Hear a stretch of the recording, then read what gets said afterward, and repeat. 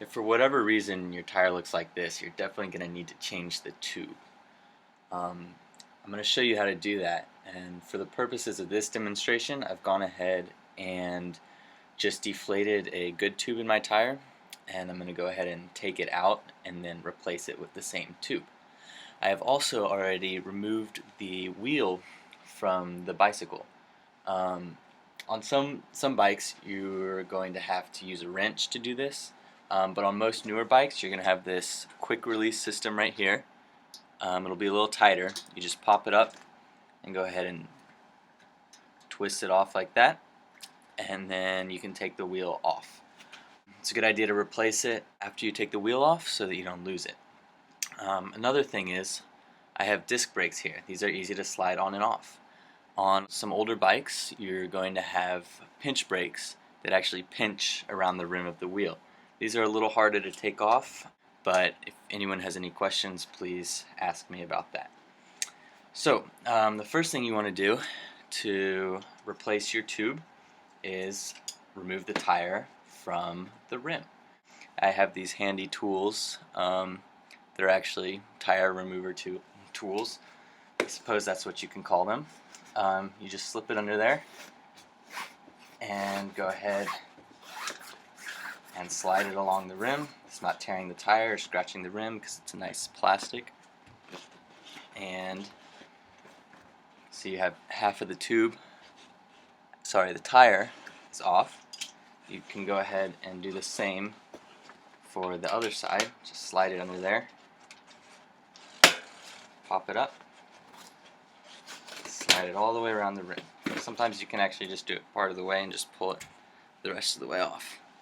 So now here you have the rim and the tire. So we don't need the rim for now. Inside the tire you have your old tube. You can go ahead and pull the tube out of the tire, just like this. I've had this one in here for a while, so it's kind of stuck, but normally they slide out pretty easily.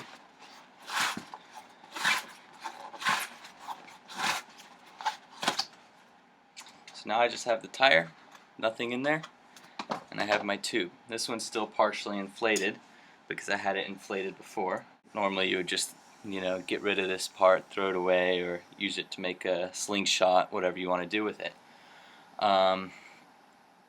And yeah, so now you've totally removed the tube and the tire from the rim.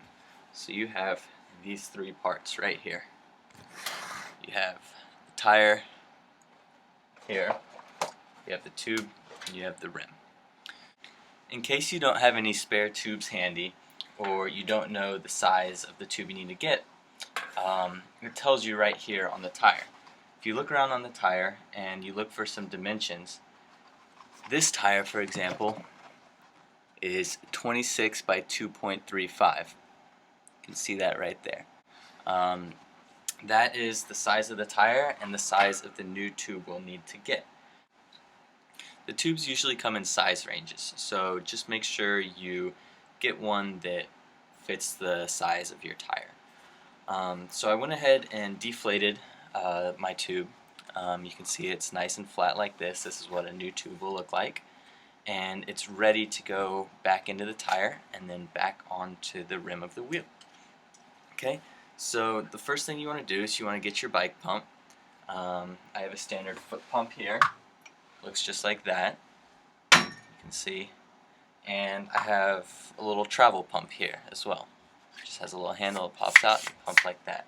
I'm going to go ahead and use my travel pump just because it's a little easier to handle here. And I'm going to show you how to put the tube back in.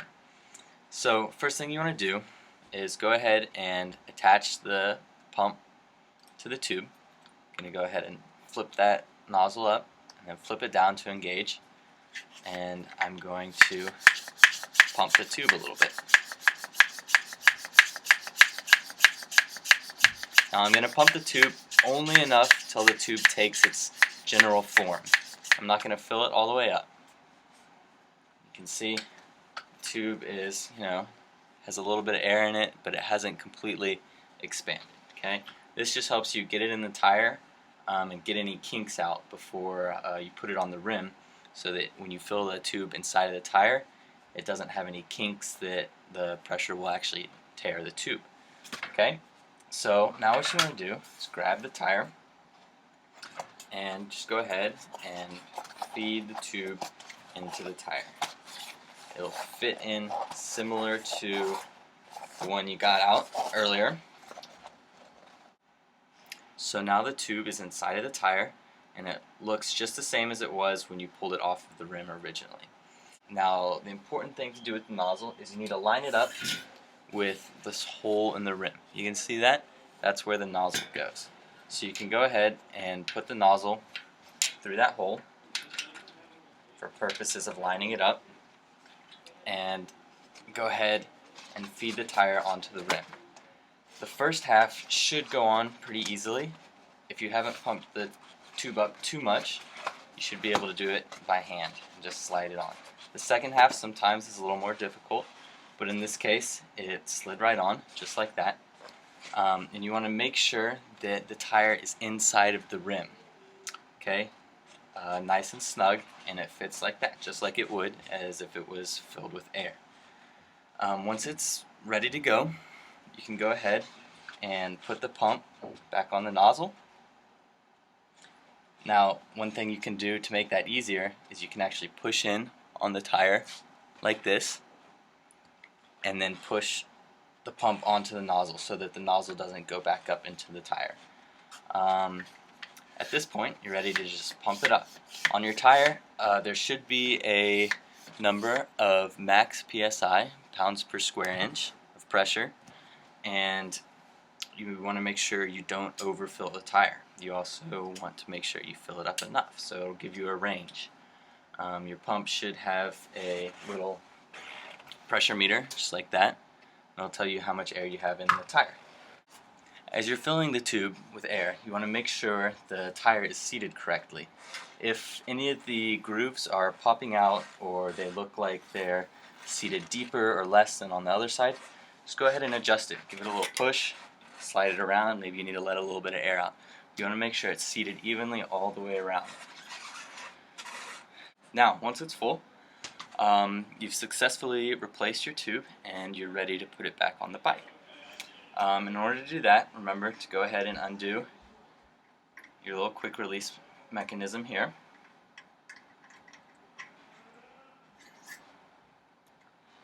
Fit it back onto the bike.